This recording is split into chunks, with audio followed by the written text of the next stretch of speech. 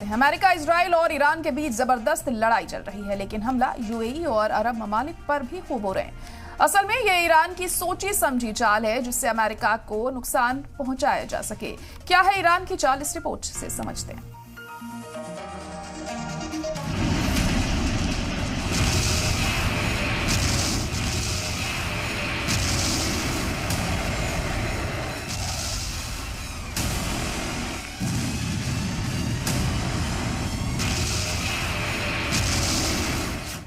Iran और America Israel के बीच हो रही जंग में तीनों ममालिक को भारी नुकसान का सामना करना पड़ रहा है।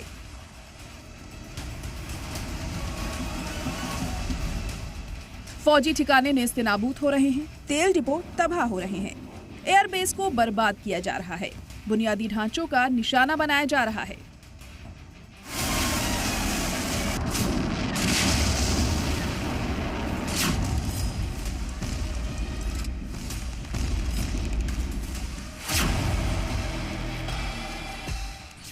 एक तरफ अमेरिका, इजराइल और ईरान के बीच जबरदस्त लड़ाई चल रही है, लेकिन टारगेट पर यूएई है जिसके पीछे ईरान की चाल बताई जा रही है।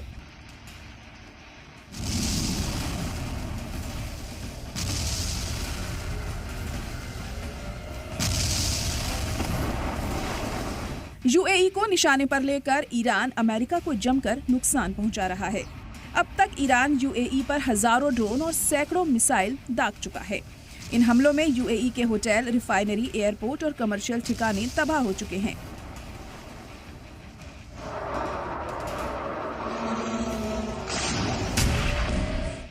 दरअसल अमेरिका एक तरफ ईरान को परमाणु प्रोग्राम पर चेतावनी दे रहा था, दूसरी तरफ यूएई के साथ माशी रिश्ते मजबूत कर रहा था।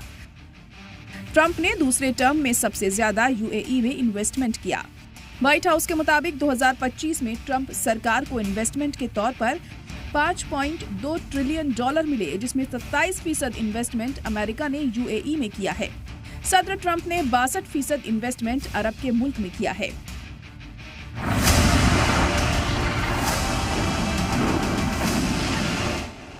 ऐसे में यूएई पर हमला करके ईरान अमेरिका के साझेदार पर हमला करके अमेरिका को नुकसान पहुंचा रहा है। यही नहीं, ट्रंप को इशारा कर रहा है कि ईरान बदले के तौर पर उसे किस तरह से मुतासिर कर सकता है। इतना ही नहीं, हमलों के जरिए वो खाड़ी ममालिक पर हमला करके अमेरिका के भरोसे को भी डगमगाने की कोशिश कर रहा है, जिसका असर अमेरिका में दिखने लगा है। अरब मुल्क भी मिडिल ईस्ट में जारी जंग को रोकने की सलाह दे रहे हैं, क्योंकि ईरान अमेरिका की जंग में अब अरब देश फर्जी में पिस रहे हैं।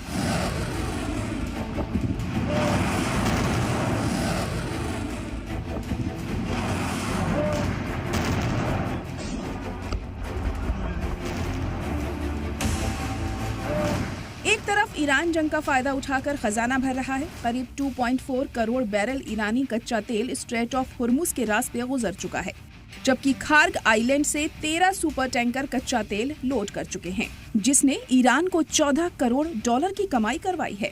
वहीं अमेरिका मिडिल ईस्ट की जंग में कूदकर कंगाल होता जा रहा है। अब तक $27 बिलियन खर्च हो चुके हैं। जंग में हर दिन $1 बिलियन खर्च हो रहा है। अगर जंग जारी रही तो $100 बिलियन खर्च का अंदेशा जताया जा रहा है।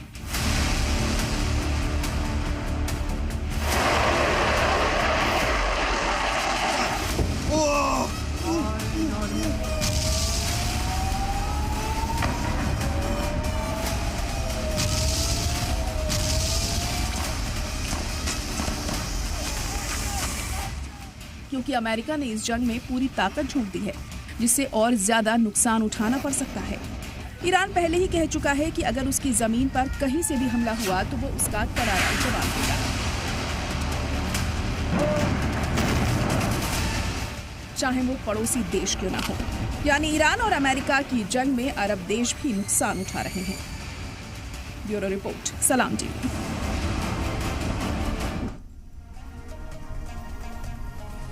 और इसी पर हम चर्चा करेंगे। खास मेहमान हमारे साथ जुड़ चुके हैं। मेजर जनरल राजन कोचर जी हमारे साथ जुड़ गए हैं, जो कि इंटरनेशनल अफेयर एक्सपर्ट हैं।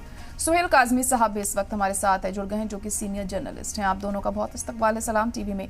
राजन कोचर जी, पहले आप ही के पास में आना चाहूंगी। जिस तरह से अब आज इस जंग का 24वां दिन हो गया है और हमले शदीद तौर पर जारी हैं और हर दिन के साथ, हर गुजरते दिन के साथ और ज्यादा खतरनाक हमले हो रहे हैं, लेकिन ईरान जिस तरह से खाड़ी मुल्कों पर हमले कर रहा है, क्या कोई अलग मंशा है उसकी, कोई अलग इंटेंशन है जिस वजह से यूएई पर भी हम देख रहे हैं कि लगातार हमले जारी हैं और भी दूसरे मुल्कों पर इस तरह की जो कार्रवाई है वो ईरान की तरफ से हो रही है? क्या उसकी मंशा इसके पीछे हो सकती है? अस्सलाम वालेकुम ज़हरा जी, वालेकुम अस्सलाम। बहुत इम्पोर्टेंट डिस्कशन है आपका ये आज, बिकॉज ये पूरी ये ईरान की स्ट्रेटजी को सामने लेके आता है।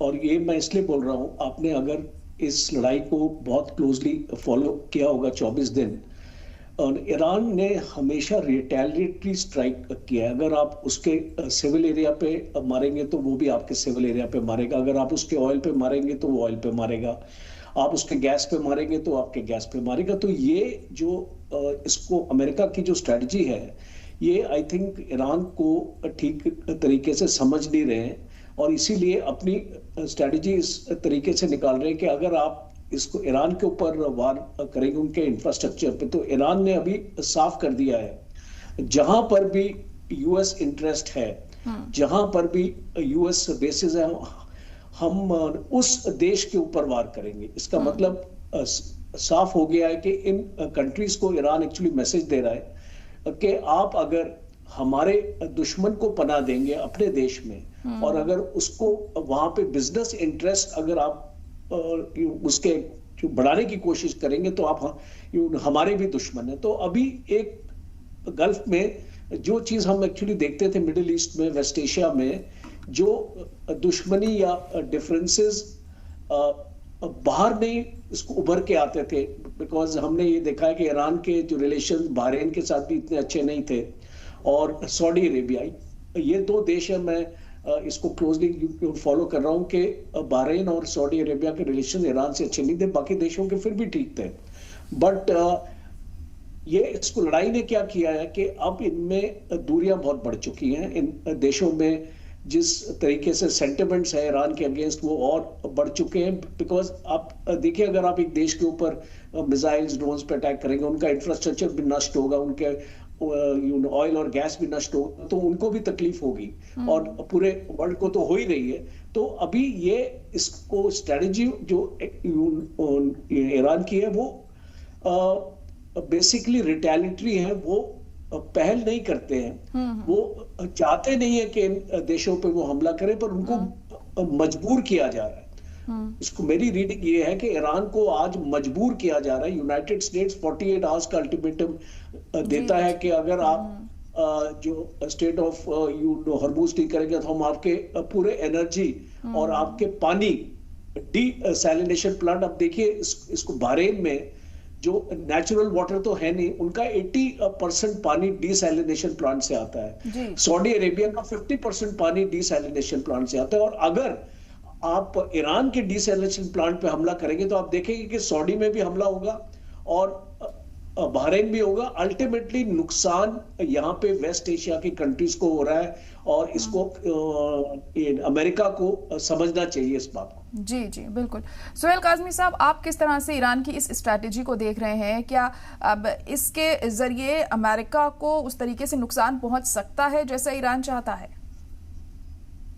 देखिए मैम, गुड आफ्टरनून आपको भी और राजन कोचर सर को भी। बिल्कुल राजन कोचर सर ठीक कह रहे हैं। देखिए ईरान एक प्लानिंग से काम कर रहा है और एक सिस्टमेटिकल वे से, देखिए वो रिटेलिएट कर रहा है, वो अपनी जान को बचा रहा है, वो अपने मुल्क को डिफेंड कर रहा है, क्योंकि जंग उसने शुरू नहीं की है। अमेरिका देखिए उसका तरीकाकार देखिए, जंग चल रही है और फुल फ्लैश्ड वॉर है, मैं कहता हूँ वर्ल्ड एट वॉर है। अमेरिका और इजराइल और ईरान के चक्कर में पूरी दुनिया जो है आज सहमी हुई है और 13-14 कंट्रीज में तो ये इसका असर दिखना शुरू हो गया है। आने वाले दिनों में कितने मुल्कों में और इसका असर दिखेगा वो तो वक्त बताएगा। लेकिन उसके बीच में ये कहना वॉर फुल फ्लैश्ड है, बॉम्बिंग हो रही है दोनों तरफ से, और फिर अमेरिका कह रहा है, ट्रम्प कह रहा है कि मैं 48 आवर्स का आपको अल्टीमेटम देता हूं। What that means, that doesn't have any relevance कि भैया वॉर के बीच में अल्टीमेटम क्या होता है? वॉर तो वॉर है, जब तबाही हो रही है तो अल्टीमेटम की क्या बात है? अल्टीमेटम तो सीज फायर का होना चाहिए, अल्टीमेटम तो मीडिएशन का होना चाहिए। अल्टीमेटम तो देखिए, मैं अभी कल ही देख रहा था जब ये इलेक्शंस हो रही थी, ट्रम्प की जब कैंपेनिंग चल रही थी, और हिलेरी जी का जो एक बयान था उस वक्त, तब ये सदर चुने नहीं गए थे, तो वो कह रही थी अगर ये बनते हैं तो वर्स्ट प्रेसिडेंट बनेंगे, क्योंकि ओबामा जी के वक्त में भी उन्होंने कहा कि ऐसी सिचुएशन इरप्ट हुई थी वॉर की ईरान और अमेरिका के बीच में, लेकिन सूझबूझ के साथ कुछ सैंक्शंस लगाने के बाद